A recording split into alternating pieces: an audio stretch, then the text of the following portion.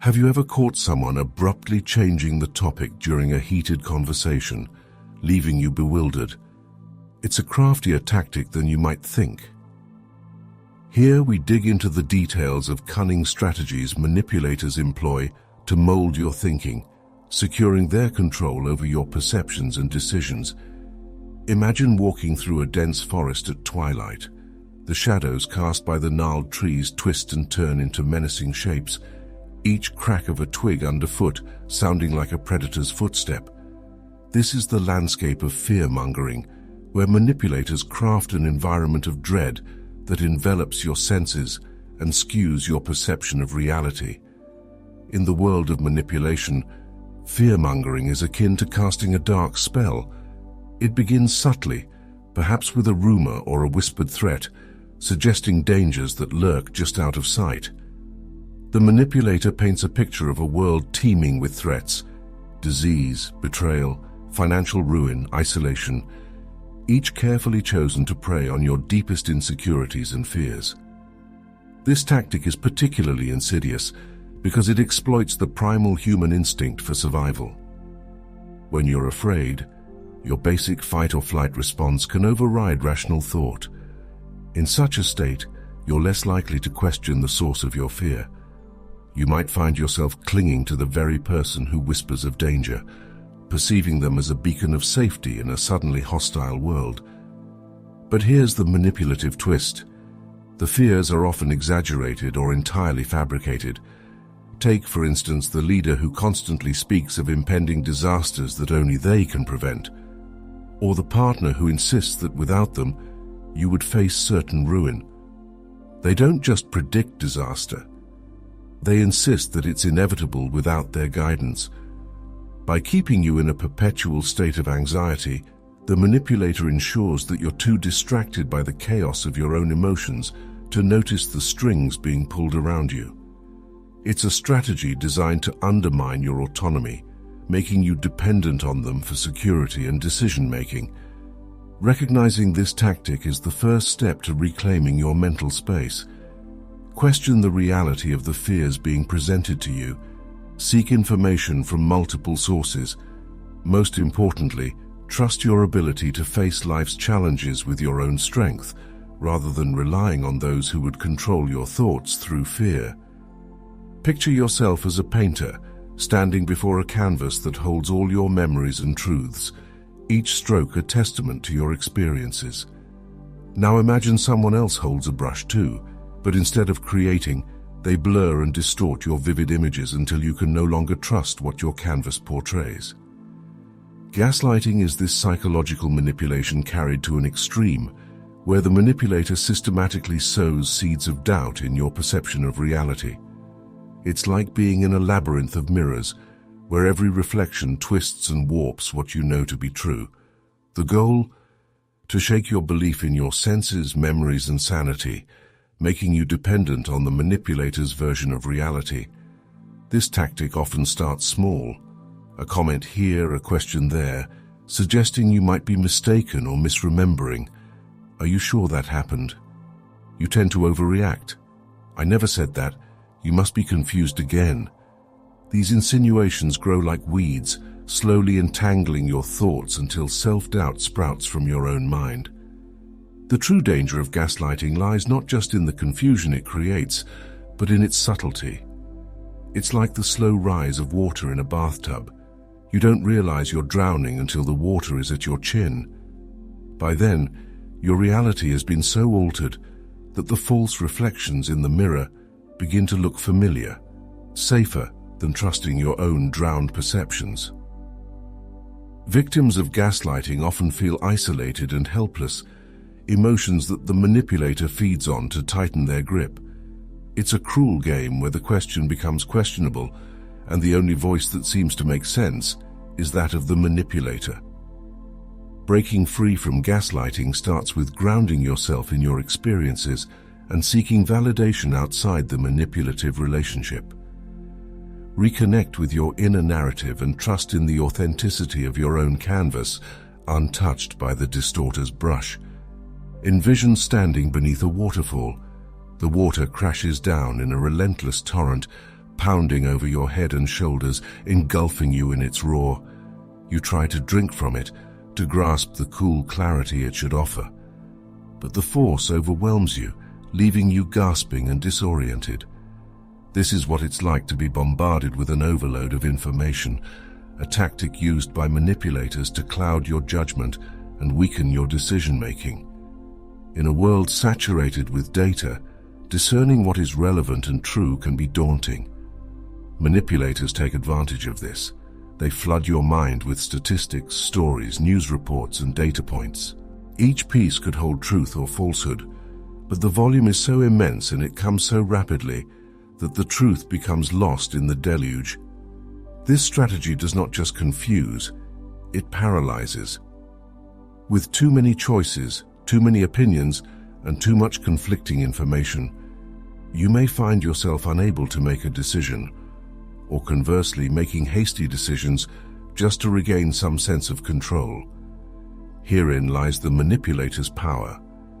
By controlling the flow of information, they position themselves as the gatekeeper, the only one who can offer a lifeline through the chaotic storm of data.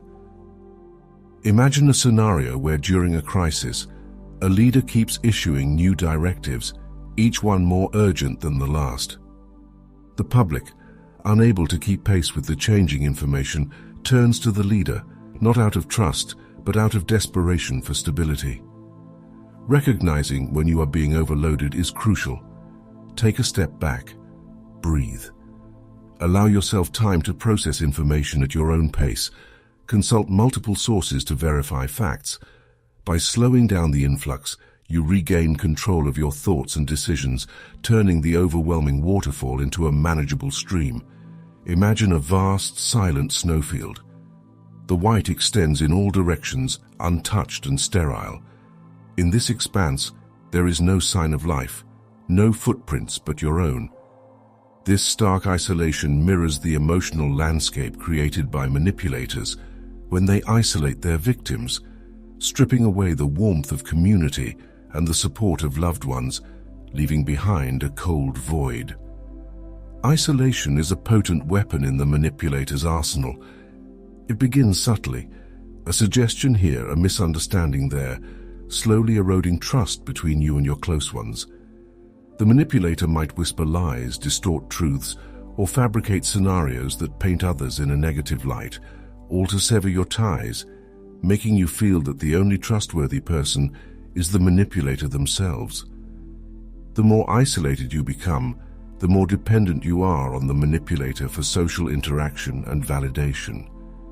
Like a plant starved of sunlight, you turn towards any source of light, however dim it may be. In this vulnerability lies your susceptibility to further manipulation, as the absence of contrasting viewpoints ensures that the manipulator's voice becomes the loudest and most influential in your life. Consider a young student moved away from family for the first time, befriended by a seemingly kind mentor who gradually sows distrust towards the student's old friends and family, suggesting they do not understand or appreciate the student's new life. The student, isolated and alone, clings to the mentor, not realizing the dependency being cultivated. Recognizing the signs of isolation involves assessing changes in your relationships. Why are you seeing less of your friends? Who benefits from your strained family ties? Rebuilding connections or forming new ones can break the hold of isolation, restoring a community that affirms reality and diminishes the manipulator's control. Reach out, reconnect, and remember that true relationships should broaden, not narrow your world. Imagine a world painted in gold, a place where every word spoken to you sparkles with admiration and praise. Each compliment feels like a warm sunbeam, basking you in a glow that lifts your spirits and buoys your self-esteem. However, beneath this golden surface lurks a manipulative undercurrent, where flattery serves as both a lure and a chain. Flattery, when used by manipulators, is not merely about making you feel good. It's a calculated move designed to soften your defenses, making you more malleable to their will. Like the enchanting song of a siren, compliments can lead you away from the safety of rational thought, towards the rocky shores of deceit. This tactic thrives on the human desire to be liked and appreciated. A manipulator will often identify your insecurities and vulnerabilities and craft compliments that directly address these areas. They make you feel unique, understood, and valued, all while tying your improved self-worth to their presence and approval. The danger of this tactic is in its subtlety and the ease with which it makes you lower your guard. Over time, the line between genuine kindness and strategic flattery blurs. You might begin to depend on the manipulator's praise for validation, unknowingly aligning your actions and thoughts with their expectations to keep the compliments coming. Imagine a teacher who overly praises a student's mediocre work. The student, craving more of such approval, starts adopting opinions and attitudes that reflect the teacher's, not realizing the gradual shift in their own perspectives. To guard against this, it's important to cultivate self-awareness and seek a balanced view of yourself. Recognize and appreciate genuine compliments, but be wary of praise that feels incongruent or excessive. A healthy skepticism allows you to enjoy flattery without falling victim to its more sinister uses. Consider a quiet marketplace where every exchange is expected to balance, where giving a loaf of bread always brings a few coins in return. Now, imagine someone who gives you a basket of fruit, expecting not mere coins but your entire store in repayment. This is the essence of reciprocity used as a manipulative tool, a practice that transforms generosity into a web of obligation. Reciprocity as a tactic is deeply rooted in human psychology. We are wired to return favors, to balance the scales of give and take. Manipulators exploit this by extending offers or gifts that on the surface appear benign or even generous. But these are not given freely. They come with hidden price tags, expectations that you will repay the favor in ways that far exceed the original gesture. The danger here is in the indebtedness that these gestures foster. Once you accept the initial gift or favor, you might find yourself caught in a cycle of repayment that spirals beyond your control. The manipulator's kindness becomes a chain that binds you to them, with each act of generosity tightening the links. Imagine a scenario where a co-worker offers to help you with a project unasked. You feel grateful, perhaps relieved. But soon, they begin asking for help in return, first with small tasks, then with increasingly larger ones, until you're investing far more time helping them than they ever spent assisting you. Each request comes wrapped in a reminder of that initial favor, making it difficult to say no without feeling ungrateful or guilty. To navigate this manipulative tactic, it's important to be aware of the intentions behind people's actions. Genuine kindness doesn't keep a ledger.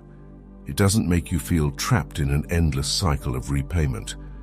Learning to discern between true generosity and strategic giving can protect you from being manipulated by those who wield reciprocity as a weapon. Imagine a magician on stage, cloaked in mystery and charisma. With a flourish of his cape, he directs your gaze to his left hand, dazzling you with bright sparks, while his right hand subtly shapes the real trick. This art of misdirection is akin to the diversion tactic used by manipulators to shift your focus and control your thoughts. Diversion in manipulation works by steering conversations away from sensitive topics or by clouding accountability. When you pose a question or raise an issue that threatens the manipulator's narrative, they adeptly change the subject, introduce irrelevant details, or create new dramas that demand immediate attention. The real issues fade into the background, overshadowed by fresh, often manufactured crises. This tactic is effective because it exploits your natural response to address immediate concerns, making the original, more significant problems seem less urgent or even forgotten. The manipulator's ability to redirect attention not only protects them from scrutiny, but also keeps you in a reactive state, constantly off balance and unable to focus on the matters that truly need your attention. Consider a political debate where a candidate is asked about their controversial policy. Instead of answering, they pivot sharply, accusing their opponent of an unrelated transgression. The audience, caught up in the drama of the accusation, forgets the original question. The candidate has effectively diverted attention, avoiding a potentially damaging discussion. To counteract diversion, it's crucial to stay focused on the original topic. Recognize when the subject is being changed and why. Reassert the initial points that need addressing, and don't allow the conversation to stray without satisfying resolution. By maintaining control over the direction of your interactions, you can prevent manipulators from clouding your judgment and influencing your thoughts through cunning diversions.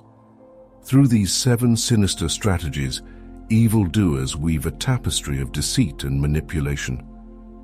Recognizing these tactics is your shield. It empowers you to maintain control over your own thoughts and decisions. Everyone needs to question the motives behind overly flattering or frightening assertions and trust their instincts. Remember, your thoughts are your sanctuary. Guard them zealously.